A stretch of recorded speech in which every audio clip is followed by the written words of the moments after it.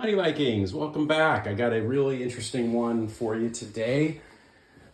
As you can see, I got the whiteboard out, so don't get too distracted with it yet. I want to show you how to achieve $1 million net worth, which I think is still a considerable milestone in a person's true wealth journey.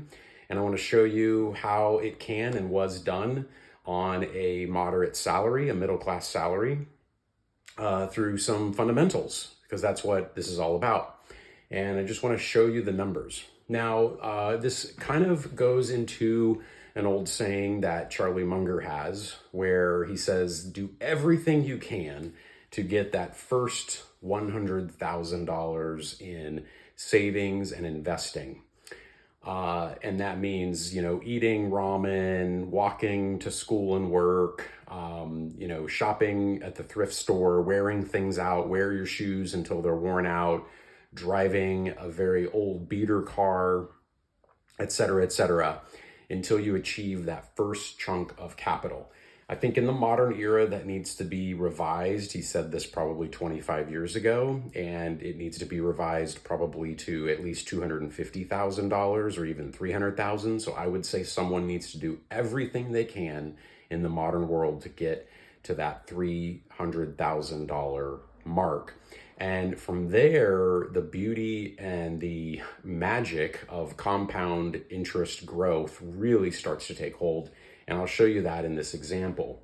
So what I have here is an example going back to 2009, okay? And what it is showing is that in 2009, I'll show you what I do here. I have the year, I have what the S&P 500 index returned that year. I have an average put in here for real estate, because real estate should be used in net worth calculations. I just use 7%. This is very conservative because this is very regional. It changed at different times. If you get towards the pandemic years down here, this could have been anywhere in the 25% plus range, but I used a very conservative 7% all the way around.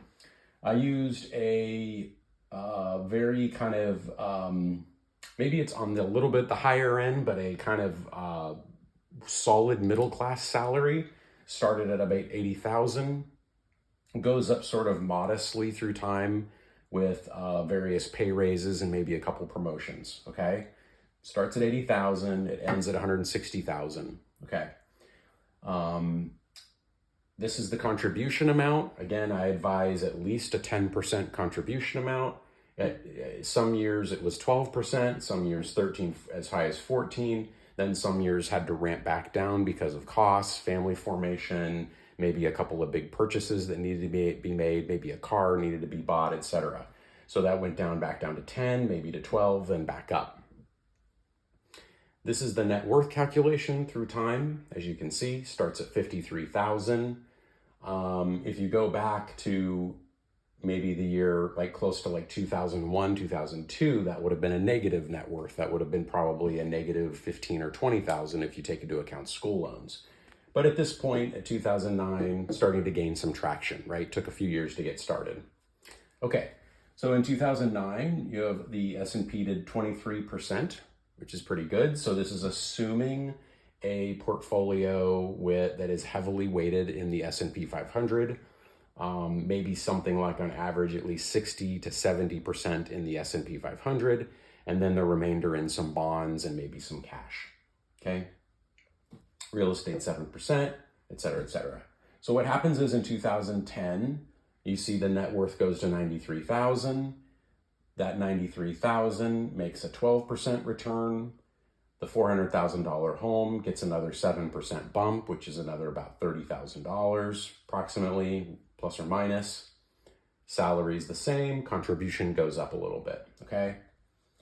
In the year 2011, the S&P 500 was flat, right? So it was about pretty much zero, which is fine.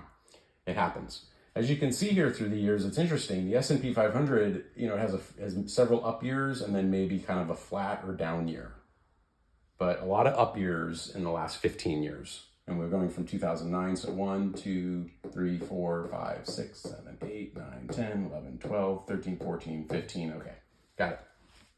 So by 2012, if you do run these calculations, you got a net worth that's approximately 186,000. These are approximations, so all you spreadsheet people, don't go crazy on me and figure out that it's a little off. These are just estimates. But you have a net worth of about 186,000. That's bringing in a 13% return in the S&P 500. Again, the real estate's going up 7%, etc. You enter 2013 with a net worth of 239,000, okay? So this is starting to get around that magic number that I believe really starts making a difference with compounding, around that $290,000 to $300,000 range.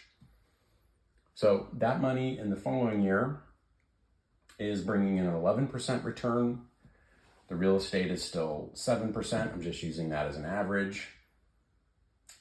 The salary went up a little bit. The contributions were an additional 12%, and that resulted in a net worth of 308,000, okay? The following year, so you have a plus 11%. 2015 was a minus 0.73% in the S&P, so I'm gonna pretty much call that flat. It's pretty much zero.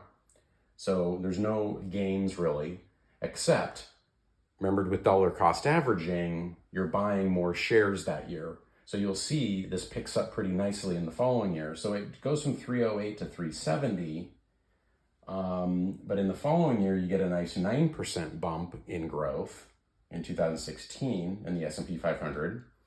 Salary goes up a little bit, 12% is being contributed. Automation is key here. Don't rely on yourself to do this every week or month, because we are humans and we're fallible.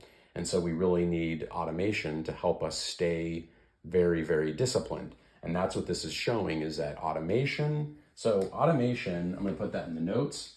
Automation was key. Automate. Okay, that was a key factor. The second key factor was having a relatively high contribution rate, right? And I included a match in here. So at times, maybe I was putting in 8%, but then getting like a 4% match. But the contribution rate is over 10%, okay? Contributing upwards of 10%. I think that was another key factor. And then the other key factor, number 3, was giving this time, okay? The year that it did 0, we didn't freak out, okay? Or here, you get down to 2018 and things dropped by 6%. Well, at that time, you're talking about almost close to $500,000, right? So $500,000 minus 10% is minus 50,000. So everything dropped by, let's say, about $40,000. Well, that can be kind of scary, but a lot of people might freak out. They'll sell everything, they'll go into cash, but guess what happens? They miss out the next year on a 28% whopper right there. So that's up 28%, followed by a 26% in 2020, followed by a 16%, and then by a 26%. Those 3 years really made things pump up from 550 all the way up to resulting in 876,000. So almost $1 million, okay? The following year was pretty rough. You had a minus 19%. And again, I knew a lot of people that sold at that time. That was the wrong time to sell. Wrong time to sell, because again, in the following year, it was up 24. And that right there, ladies and gentlemen, put us in the over $1 million point right there. So broke $1 million in net worth right there. Okay, then it was up another 15%, and that's where you can see compounding now in this year is really starting to take hold. So now you're at 1.2 million. The last year was 1,071,000. Now it's 1,208,000. That's a huge jump.